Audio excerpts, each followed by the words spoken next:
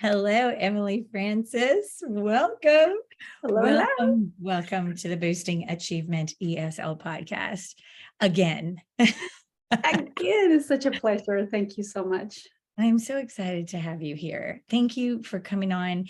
We are going to talk a little bit about your book. I know we're not going to talk about that till the end, but I just want to show you how many copies I have of all these. More than I do, girl. I needed multiple copies. I have people, there's so many people in my life that I want them to be holding a copy of this. And so I'm excited. I'm excited to find the day is finally here to talk to you about it. But we had said we wanted to get together to talk about free voluntary reading. It will all, connect. But before we even get into free voluntary reading, tell us about you. Some folks might be one or two people out there that have not heard of Emily Francis yet. Oh, it's a lot. Yes. Thank you again. Thank you so much for having me. It's always a pleasure. Boosting Achievement is always part of my teacher tool, and it's always in my heart. You always bring in excellent chats that we can take away to better serve our students, multilingual students. So if you know me or if you don't, I am an ESL teacher. I teach English as a second language. At the high school level, it's my 5th year, but it is my 11th year teaching at the ESL level. And of course, my 19th year in my district. I was a teacher assistant before becoming a teacher. But of course, it's at the high school level where I found my passion, where I found my calling, where I found where I belong. And so there's a lot of great things happening at the high school level that, of course, I'll be happy to share. But I love what I do. I love spreading the word. If you know me on social media, I'm always sharing what's happening in the classroom, on campus, in our community, anything that will highlight the excellence that our ELLs can reach. Yeah, it's just beautiful, beautiful the way that you speak. With that asset mindset, with that asset lens, it's like you begin with that. And I when I first started teaching, especially students with interrupted education, it was more, I'll be honest, it was a self-talk thing. It was like, they can do more. They can do more. And then I would get to school and they weren't doing more. And I'd be like, no, they're never going to make it. They're never going to make it. But I would self-talk because in my heart, I knew it was true. But it's like, the more I did that, now I'm like you. Now I'm like, there's no question. Of course they can do more. Yeah. And it's always that self-doubt, because we're human. So especially when you get a student who comes to you from a refugee camp, he's never been in school, and now here he is as a 9th grader, your human mindset always leans to, oh my gosh, he's not going to make it. Because we know the gaps, we know what needs to be in the brain and in the heart and to be able to accomplish so much. But then as the student begins to bring forth all that experience that they acquired through their journey, bam, it just hits him. And it just starts showing what they're capable of. And I've had students who started, as a 1st grade level student in 9th grade, and now they're about to graduate. So definitely that mindset, it's something that we need to definitely talk ourselves through it, yes, but also acquire knowledge because it works. 100%. We're just, I feel like exactly like the students, like we're all learning. Yeah. We're all learning. So I know every teacher got into it to help students. So when they don't have an asset mindset, it's not because they don't want to, it's because they really just don't have the schema, or they, like I said, I need to be reminded on a regular basis, because it looks like, honestly, it could look like a disability. A student who can't write, a student who doesn't have a lot of experience holding a pencil, different things like that. Mm-hmm. It's easy to go toward what they can't do. But that's why I hang out with you. Because we need to hang out with like-minded people. Oh, absolutely. Yeah. Will challenge our beliefs and remind us. Yeah. Remember, though, they can do more. And then you start to force yourself to look at the glass half full and what they do have and their funds of knowledge. And you are such a champion for that, Emily. Thank you. Yeah. You are. You're the living- I finished chatting with Sarah Odo. She's the author of the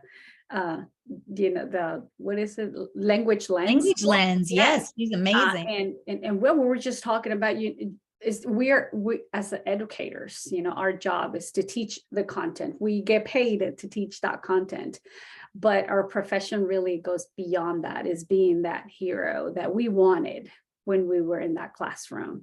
And so that's what our students need, for us to buckle up and say, I'm going to be that. I'm going to be that mediator. I'm going to be that hero that a student needs in that moment, whether they're multilingual learner or not. That's exactly. This is the thing about all kids. It's the thing, right? Yeah. And you're such an example of this. Your life is such an example of this. That's why I'm thrilled, because I've been using you as an example with students. Like, look at this person. And there are many people like that. There's so many in our world. And you're such a direct example of someone who came in, had challenges, overcame those challenges. Like when we look at the long game, look where you could be. To any of you can be whatever you want to be, kind of thing, if we look at the long game. So again, the fact that your book, I mean, I've been using your story for a really long time. Yes. But I tell people, I know you know Emily's story. I know you've been using it with your students. You don't know this story. You don't know this story. So I can't wait to share this a little more at the end. I do want to talk about free voluntary reading. And this is a great thing to have in your classroom library for that free voluntary reading. But I did want people to know that you are a practitioner. You are in a classroom. And when I met you, you were teaching third grade, and now you teach high school. And you teach the types of the people that listen to this show who are looking for things, are looking for solutions for newcomers or students. And we're always talking about the most marginalized newcomer, the one who may come without literacy, even in their native language. So free voluntary reading becomes a real interesting conversation, where I've actually heard people of great authority say, in our field, say free voluntary reading isn't really appropriate for newcomers. I've heard that. Please respond. It makes you cringe. Please respond to that, Emily. What would you say if someone said, yeah, but my students don't read yet? So, or let's just, you just, your teacher tells you that. So what good is free voluntary reading? Come to my classroom. Right? Classroom and come see. I think the people who have those comments, I don't think they have seen it in action. And I think they need to find places, if anyone is at a place where they make decisions, stakeholders, in order to make decisions that are affecting our populations, they need to see what it is that they're doing. So if you are raising your hand saying that free voluntary reading doesn't work for newcomers because they don't have, quote unquote, the literacy skills, you need to go in what is really happening. And in my classroom, I had 12 newcomers, sitting down and opening a book and reading books. I didn't have my book then, but Saddleback, it's my go-to, just open that box and they just go at it, picking, books that they find interesting. Sometimes it's just the cover that it might be interesting. Hey, there is something that looks like my country. Let me read this book. As long as it's something that the student can relate to, and as long as it's something that the student can share, that can make a personal connection, then the student can sit down and read it. And the most important thing is that they can turn around and share. So I have had newcomers who may not read the entire book. They may read one page. Maybe that whole class took him to read that one page, but that one page can turn into, hey, I made a personal connection. Hey, let me tell my partner what I read, because there were so many choices for them, and that student find that one book that he or she can connect with. There was one time where one of my students found one about a cell phone. Oh my gosh, I love cell phones. What is this book about? And that was it. That's all that student needed to be able to sit down and read. So again, I'm the type that I never teach an entire book. I'm all about open the book and find what connects with you. And it works, Yeah, absolutely. 100%. What it sounds like you're saying is that it's appropriate for someone who might not be able to read independently yet an entire book. It's still appropriate. It's still an appropriate and a good use of time. Like if you're saying, because I heard you say people who have influence over systems and processes and time that we carve out for things, that could be the teacher in their classroom or the principal of what we're going to do school-wide. Free voluntary reading. Some people call it dear time, like drop everything and read time. Like they're self-selecting. That I feel like is such a big part of it. They have to. And what it sounded like you were saying is that even if I can't read that book independently, it is valuable for me as a learner to have the time to do that. Can you talk a little bit more about a student who, I love the idea that the example that you said that the cell phone, okay, so here's a book I'm interested in. Talk us through that. So now what does she do? She's picked a book that has a cell phone on it. Why is that good? Well, I mean, it's autonomy. First of all, they're adults. You're developing humanity. When it comes to teaching or newcomers, you're not just going to sit them there with a coloring sheet because you are dehumanizing them. When you're giving them something that is not appropriate at their level, you're taking something from them. You're stealing their identity. You're stealing humanity from them. But when you give them a book that is on their level, that is text, not just, first grade level book, even picture books. I am all about picture books. So I'll give my students a stack of, okay, here's Saddleback books. It has all this text, it has all these pictures, but here's also my go-to picture books, and I have, moving stories that I call all my books, which is, it shows stories about migration. And all of my students have experienced migration. So they're going to flip through those pages and eventually they're going to see a picture that says, hey, I crossed a river like that. Can I tell you about that? And then it becomes a teacher-student conference where the teacher learns about that one experience that could change that relationship with the teacher. Or it can turn into a turn-in talk with someone who now has an experience that they share. Shared experiences is a human instinct. Like, I want to talk to someone who we have shared experiences. It impacts me because it validates my story and it empowers me to tell what is it that I just experienced through that book. So, and then I partner students. Okay, you read the book when the day you begin, and you also read the book The Day You Begin by Jacqueline Woodson. It's a picture book. Why don't you two sit together and talk about it? What did you see in the pictures that you like? Oh, you read Dreamers by Yuji Morales, and you read Soñadores by Yuji Morales. It's the same book, one in English and one in Spanish. Why don't you sit down and talk about what is the same and what is different? And of course, I've always had sentence stamps, sentence starters. I've had a list of vocabulary words that we wanted to develop. Not I don't give them a list of words, but if we read a certain book and there's a list of words that, hey, we don't know what that is. What's the word mountain? What is the word? So we make a list, and if you see it on the book, highlight it, circle it, and that they own that word now. It's part of them. Does that make sense? I mean, there's a lot of work that we can do with voluntary reading. I don't know. I think people are scribbling down everything that you're saying. I know I want to be, because there are so many things that you can do when kids are engaged. Yes. And so how do you get kids engaged? You give them that autonomy that you said to choose and select texts that are of interest to them. Yes. And then that can be a picture book. That can be a Saddleback high-low reader, what we were talking about. I just showed those. That could be a book way above their reading level, but they want to look through it because they have a strong desire to learn more or read about soccer. So it might be way above their reading level, but it's appropriate because they're compelled to read it. Stephen Krashen talks about compelling input. It's like I can't put it down because I'm so interested in this thing. Yeah.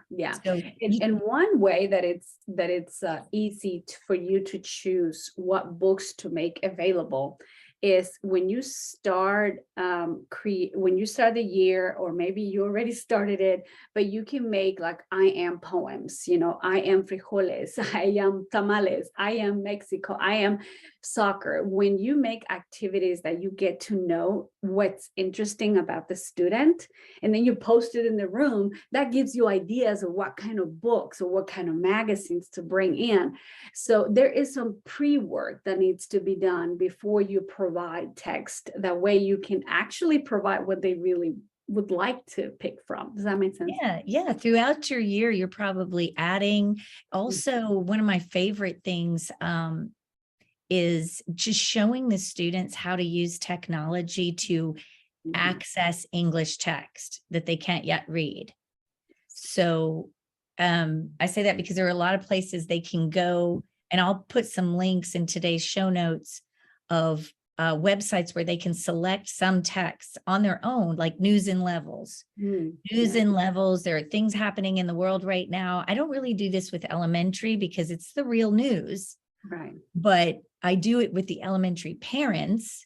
Like they can select a news article with their child, and it's read aloud to you, and it's in levels, and you can train our parents to help them track the print. But the idea is they're selecting it. And so the more I learn, the more I hear about what they're selecting. What you're saying is I'm starting to get to know my kids. Yeah. And that's key. Isn't that relationship thing? So then it all starts to feed on itself. Yes. I mean, you begin the year going, oh my gosh, how are they ever going to make it? Fight that. They're all going to make it.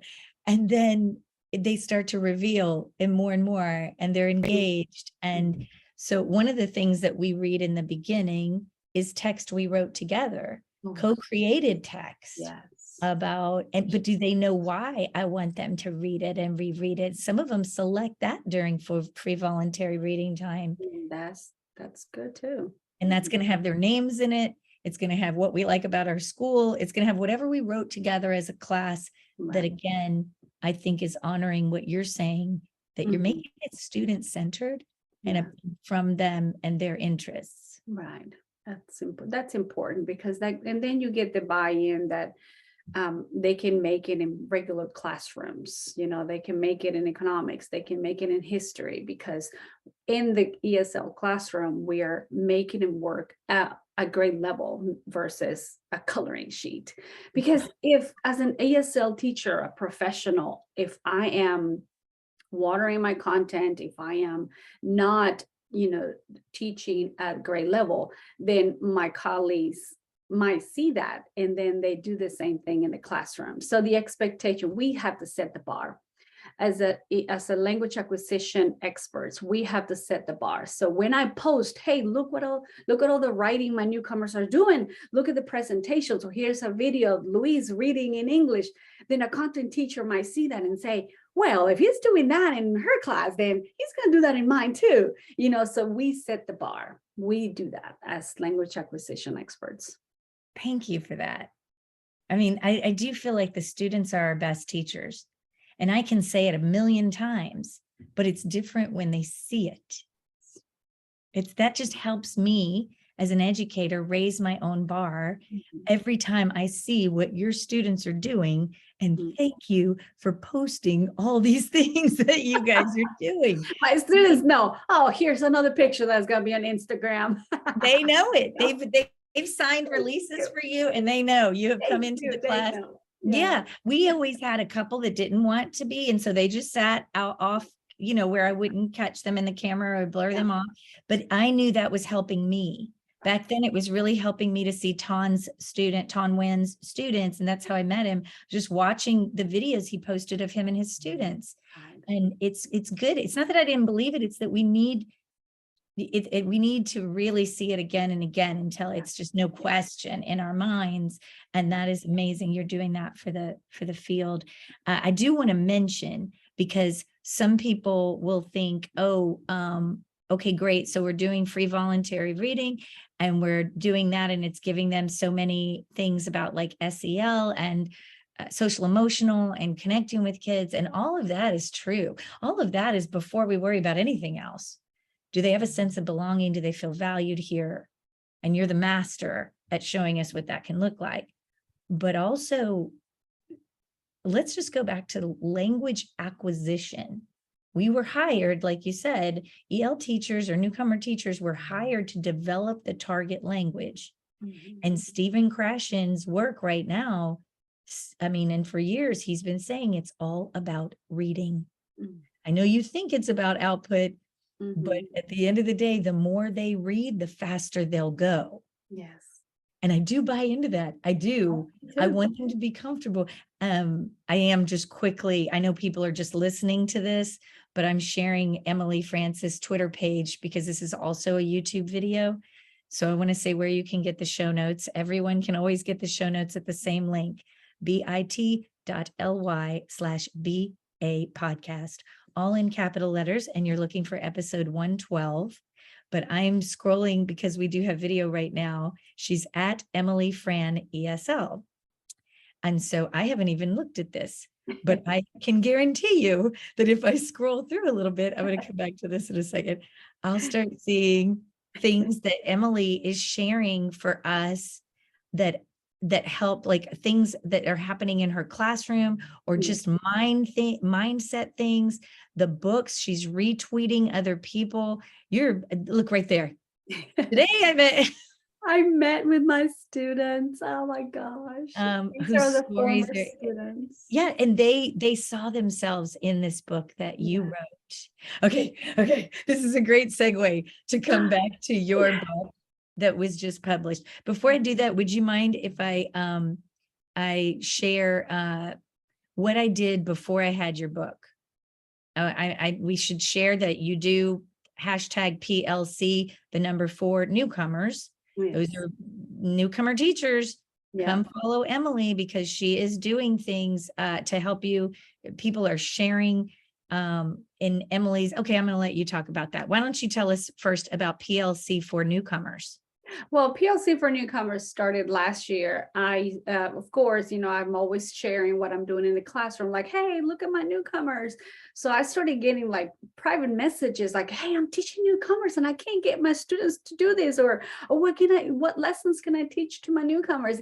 But there were like so many people, like I felt like I was individually coaching newcomer teachers. And I'm like, hey, y'all want to get together? Why don't we just get together through Zoom and chat? Because I was having to sit down and privately message so many teachers. And so I created a link for people to sign up. And oh my God, it just blew up. It was like 100. I ended up with 170 teachers who would meet on a monthly basis to chat about, what can we do to create curriculum that will really be interesting, that would not be watered down, that will be on grade level, that could really get our students working besides, doing worksheets and stuff. So every month I will try to bring in a guest speaker and, they'll give us ideas on how to work with newcomers. And it was very successful. I mean, if teachers wouldn't come that day off, we would record it and then we'll send it on for teachers to watch. And we also had a weekly Twitter space chat. So if we were not on Zoom, we were chatting through Twitter space. So it was just amazing to have teachers come together and share what they're doing. I think there's a lot of buy-in when it comes from teacher to teacher. We're in the classroom and hearing it from other teachers is just amazing. That one was Ramadan in honor of our Muslim students who honor Ramadan. Then we had our special guest Abir to teach us all about that, because I am clueless when it comes to all of this background. So she came on and she taught us, it gave us some clues and ideas on how to support our students. And it's just amazing. So this year, of course, I'm going to be super busy with my book. But at the same time, we're still teaching. That doesn't stop. And so I invited again my teachers. I'm like, okay, school year 2022, 2023 is here. Who wants to meet us? And as of yesterday, I have like 30 people already signed up. So that's a good start for the first week.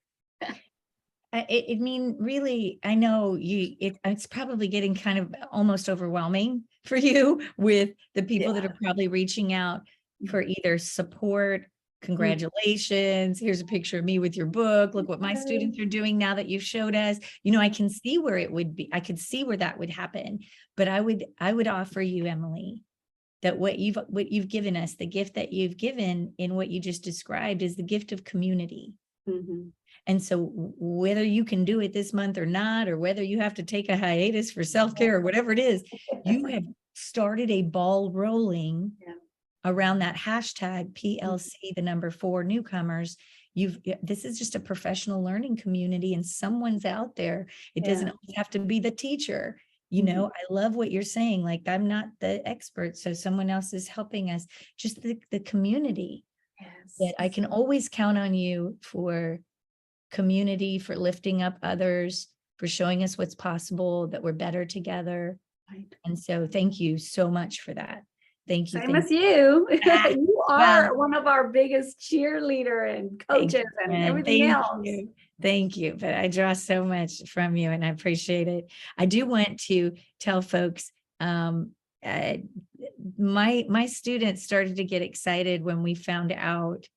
If you read the Boosting Achievement book, I met Emily when she was teaching 3rd grade.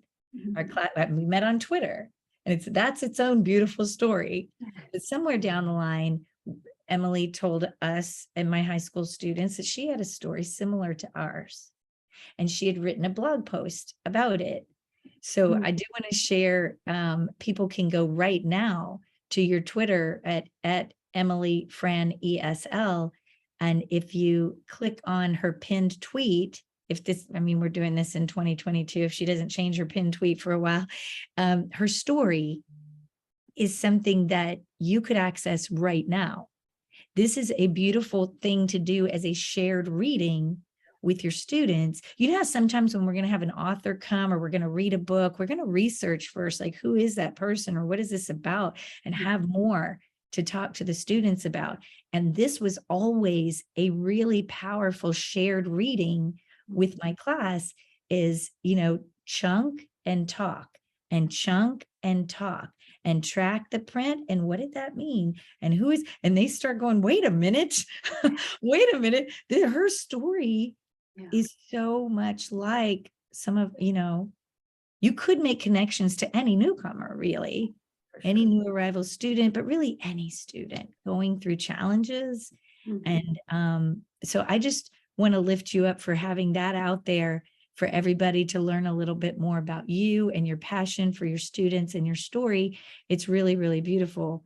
And then the great thing that happened this year was Seidlitz Education published If You Only Knew. Here's the book. Show yours too. Hang it. If You Only Knew. Hang on. Do another one. Ready? Yeah. Okay. People on YouTube, we have to do that. I'm sorry, because Emily and I we're in each other's minds. We know we're taking a screenshot. We know we're going to tweet it out. We had to stop and show our books, and I have multiple copies of it. If You Only Knew, Letters from an Immigrant Teacher by Emily Francis. If I could recommend one book this year for your classroom library, a class set, please. This is it. This is it. Because Emily just talked to us about how you can use any book. And we're talking about different ways to use any level text. You can do it with them, and then maybe you can teach them how to navigate it. I remember my newcomers getting so excited in a book like this, but they would have their phone because they knew a lot of high frequency words, and the ones who didn't have literacy in their native language would Google image certain words and have comprehension, and then just keep going. They would get it, some audio version of a page or two. I will record 2 pages of this for them. It's, there's so many ways for them to access a compelling text. And if I'd ever seen a compelling text, this is it. And it's more than your stories. It's your story told through letters to actual students. Please tell us more about this book. I'm going to stop. I'm so excited, and I talk a lot when I'm excited. But I Emily, always have to say, I thank you. And I hope you have read the acknowledgments because I do mention you there. I did, But, and I love you. I And thank published you. my blog about my personal life because you encouraged it. And then I got a phone call from John Silence because of you mentioned me at the table. So I have so much to be grateful for you sharing about the possibilities, that reaffirming my story, because as immigrants, it comes to a point that story that we have kept inside of us, unvalued and unaffirmed, needs to come out. And sometimes it comes from people like you, like, hey, say your story is important. Or sometimes it's through text. I'm going to read a book that I'm going to say, oh my goodness, this is my story. And so that's my hope behind the book. So when John Silence and my editor Sarah Welch, we sit down to talk about my book, we talked about the memoir version, okay, here's Emily telling her story, but it wouldn't flow. The story of Emily, I don't know, it wasn't juicy. It wasn't what we really wanted to, until we started mentioning, okay, my story is like so and so's in this area. So I started retelling students' stories. And there you go. That was the key, the mixture, the intertwining my story with the students, centering students in the book. It was the highlight, because it wasn't about Miss Emily Francis. It was about students and the teacher, that relationship that we have built. I've got to learn a lot about my students through activities like I just mentioned earlier, like the I am poems or readings, and students will come up to me and tell me how they relate to the text. So all of these students identified in one way or another to me, and here am I sitting looking at them and say, oh my gosh, I experience what Sarah is experiencing. I am experiencing what Oliver is experiencing, and those connections that I was able to make with students. And that's how the book ended up being letters to students. And my hope is that, of course, there are 8 letters in the story, and in each letter there's a theme that evolves. It could be immigration, it could be family separation, it could be addiction, so many things that come up throughout the chapters. But if there's that one chapter that a student opens up and says, this is me, and I can't wait to tell the world about my story because I just read it in a book and I need to tell the world. So that's one of my hopes, that a student can see this book as a mirror. And then again, those students or teachers who have never experienced anything like this, like the pictures you were just showing about teachers in South Carolina reading these stories, they don't know what it is to cross a border. They don't know what it is not to have anything to eat. They don't know what it is not to be with your mother for several years. They don't know what it is to take care of children at the age of 13. So when they read something like this, my hope is that, bing, the light will go on and say, I have students like that. And I need to do something about that. I have never experienced it, but I just read what it is to be sitting in that classroom, longing to be part of the classroom, longing to be someone, longing to break cycles, longing to be somebody. And that teacher can become that mediator, that teacher can become that hero that that student needs to reach the possibilities. So those are my hopes. Oh, oh my gosh. I knew I was going to cry. I knew it. Every time I talk. Sorry. No, I get so emotional. I love what you're saying. Like, we know that books can be so powerful because they offer you that perspective, a different world, they can transport you. Yeah. They can open your mind. Yeah. There's so many things about reading, and in your story, Emily, it's always been a powerful story. I mean, as soon as you were brave enough to tell it, I mean, it had such an impact. That day, it had an impact. It had an impact on me. It had an impact on Ton, because you asked us privately if we thought you should share it, if we could read what you'd written in a blog post. And I can't even tell you the effect it had on me. And I was like, this is going to be big. No, yes, you did right now. We need to share it right now. Hit publish. Yeah, but I mean, it was years ago. So Yeah. you publishing it as a blog post, and then you sharing, and you've been a keynote speaker now. You've been on the Ellen show. You're out there as such an example to everyone. And it is beautiful because the average teacher does not have the experience, Right. but you can give it to us through a book. Yes. It hits so many things. It hits mindset, it hits value, it hits funds of knowledge, it hits, the research that I just published, my dissertation. Do you know what it came down to? Whether SIFE students with interrupted or limited or interrupted formal education, whether they did or did not persist through to graduation, the biggest themes for what faculty did or did not, did positive and negative, was, did we hold them in high regard? Where they held that. So the questions to the participants were, what made you want to drop out? What made you want to stay in? And then we had to just gather all this data and find themes that were strong themes.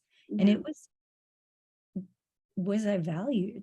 Yeah. It did, because even though they don't understand the words, you know when someone doesn't value you. Oh yeah. You know all of that.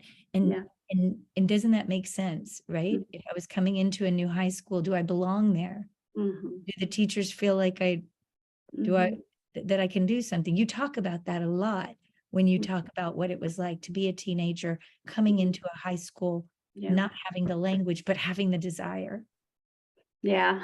Later today, I believe there's a blog being released in relation to the book, but I had to talk about why the book. But the title, the way I went through it is through stories.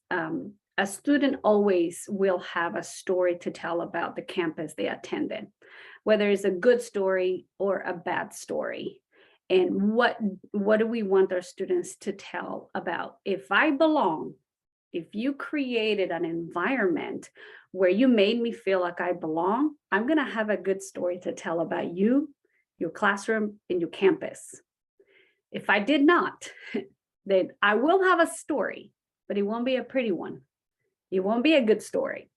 Your name will be out there. Like today I can tell you, I have nothing good to say about Martin Van Buren because I never felt like I belonged.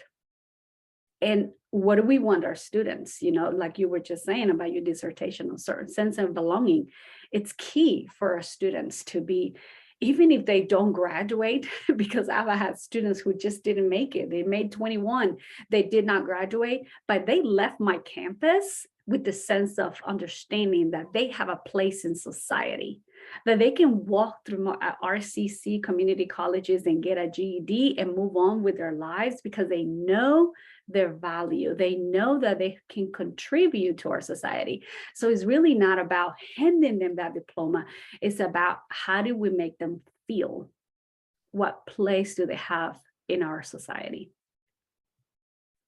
It's so important, and it sounds obvious, but it's not. No, it's not. It can't be obvious, or we would have such a focus in every campus on creating a sense of belonging for new arrival students if it were that obvious. Yeah. Someone asked me if I had our second year students, not the newcomers, they're just getting their wing, they're just, their sea legs. But when they're in their second year, do you have a place for them on student council? And I was like, no. And right away I was like, no, because why? Why don't we? Yeah. I had to sit there and think about, because the person was saying, it's their school. Yeah, true. Should there not be? I mean, that was a big aha for me, that I feel like I hold them in high regard. Do we really? Do we really? So it's so interesting. And your book, if you only knew, because they're letters to students, to actual students, if you only knew, Letters from an Immigrant Teacher by Emily Francis. Would you mind if I read and then just asked you about this? I'm just going to read a tiny paragraph. It's to a boy named Marco. So it's these letters, right? So Emily starts with a letter to a student. So she's got a letter to Marco. Mhm. And then she tells some connections about her life, right? So here's one that I would just ask you to respond to.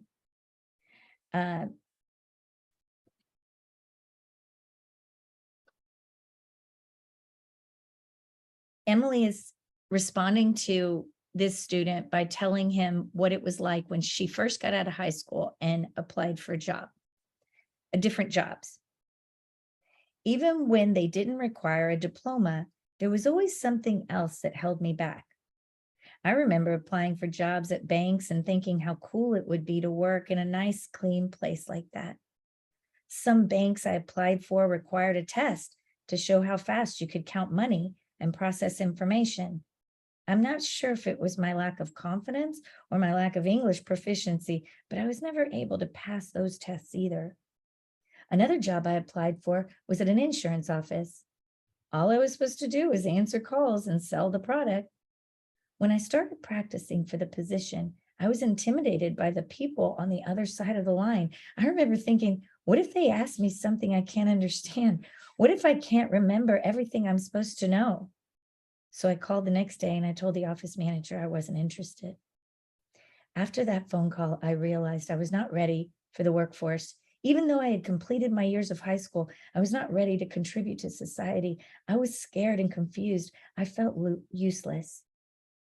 But you know, Marco, we shouldn't need a diploma to feel useful. We shouldn't need a diploma to feel prepared to serve our society. What we need is the feeling that we matter, a sense of belonging in this country, a clear idea that who and what we are can impact those around us. The whole book is like that, people. The whole book is like that. Emily, man. Well, that's a reflection of what happened when I was interviewed as a teacher assistant. After working so many years as a cashier, I was interviewed as a teacher assistant, and what gave me the idea that it could work, that I could be that teacher assistant, is the validation of my story, the recognition that what I have experienced was enough, that what I had gone throughout these years as an immigrant, as a student, was enough for me to contribute to society. And that's all I needed to have that mind shift that I can be more than scanning groceries, a grocery store. It's so beautiful. I think about, you tell that story a lot. Like, you were a cashier, and there's nothing wrong with being a cashier. It's a noble profession. For sure. But you had in your heart that you wanted to be a teacher. Mm-hmm. You had in your heart that you wanted to do more. I ran into one of our refugee students who's working as a cashier at the grocery store, and she did graduate. And when I talked to her about her job, she's so proud because she has a path to management. She has a path. They talk to all the cashiers about, and there's a corporate office for this grocery store. There's like every job. I feel like your message is that everything you do in your life is contributing to who you are, and you can always go further. Yeah. You can always go further. So look forward. Yeah. Yeah. That's what the message I get from you, is that you had that realization that it's not that this is bad. It's that I want to keep going. I want to do more and more and more always.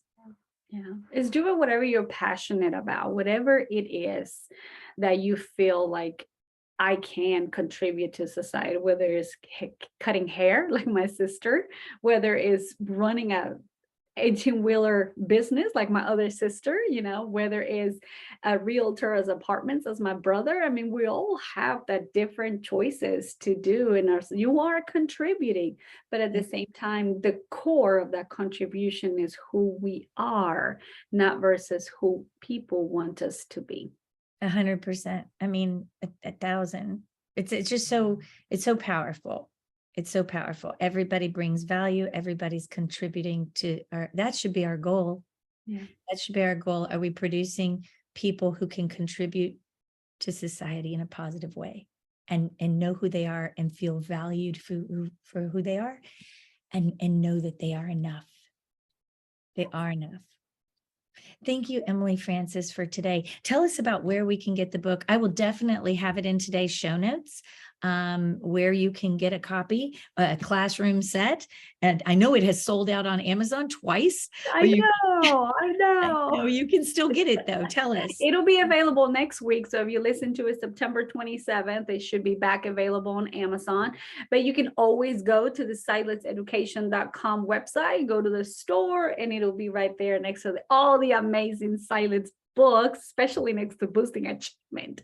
Oh my gosh. We're so honored to have it there. We're so honored. School districts, some of them want to purchase it with a PO, and all of that. It doesn't cost you anymore to get it from us, and sometimes it's a better idea.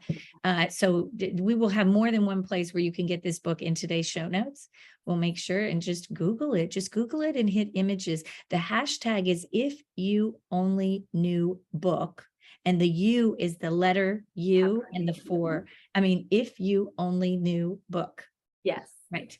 The 4, I'm thinking of your PLC hashtag. We'll put all those hashtags in the show notes. Also, the show notes, again, for people who are driving and listening, don't do anything dangerous. You can re-listen to this later. But the show notes are at the short link bit.ly/BA podcast, all in capital letters. You're looking for episode 111. We're going to put this on YouTube right away, this video. So I may not have the show notes up yet. It's 112, episode 112. So I may not have the show notes up yet, but it will be within a few days. So just check back or check with me and Emily. Emily, I want to thank you for this morning. I also want to apologize that I told you we were going to talk for like 30 minutes and that never happened. It's always a pleasure to chat, right? Especially when you have shared passions. So thank you so much. We do. I'm so indebted to you. So thank you so much for everything. Thanks for mentioning me in the acknowledgements. You bring me to tears all the time. I love you so much. Stay awesome, Emily Francis, and thank you. Thank you. Bye. Bye.